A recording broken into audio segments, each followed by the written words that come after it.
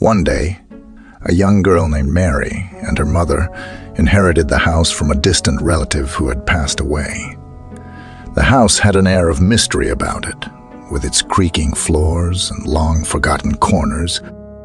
Mary, though full of life, had a growing fear.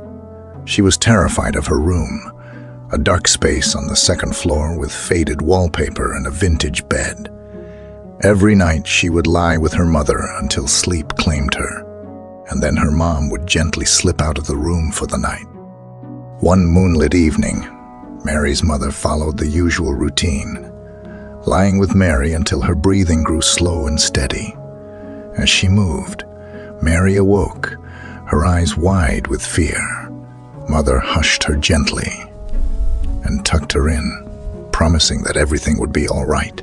Mary reluctantly closed her eyes, and Mother left the room, gently closing the door behind her. In the stillness of the night, Mary's dreams took a haunting turn. She found herself standing at the edge of a dense forest, illuminated by countless lanterns hanging from the trees. Her room had transformed into this eerie woodland, and she shivered with a mixture of awe and terror.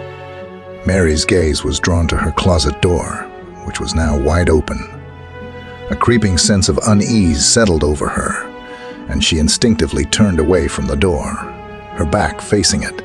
To her astonishment, she realized that her nightgown had transformed into a vibrant shade of orange, the color of autumn leaves.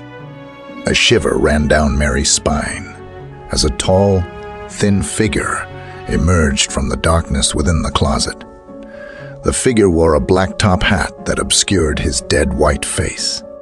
His long, black flowing cloak seemed to blend with the shadows. His voice was a low, sinister whisper that seemed to snake its way into Mary's mind, urging her, "Come, come with me." Fear gripped Mary's heart, and she clutched the hem of her dress, tears welling in her eyes. She dared not look directly at the figure, but his command continued to echo in her head. Come with me." As if under a spell, Mary found herself moving towards the man, her small hand reaching out to grasp his bony fingers. In the middle of the night, Mary's mother awoke with a start. A sense of foreboding tugged at her, and she felt an urgent need to check on Mary. As she reached the door, her heart sank.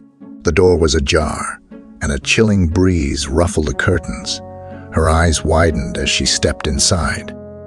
The room was transformed. She could not tell where the room ended and the autumn forest began. Leaves carpeted the floor, and the forest intruded. The distant sound of horse hooves reached her ears. She moved quickly into the dark forest, feet wet with dew, eyes straining in the night. But as the sound of the hooves grew softer in the distance, the world between dreams and reality blurred, leaving both mother and daughter caught in the unknown. Come with me."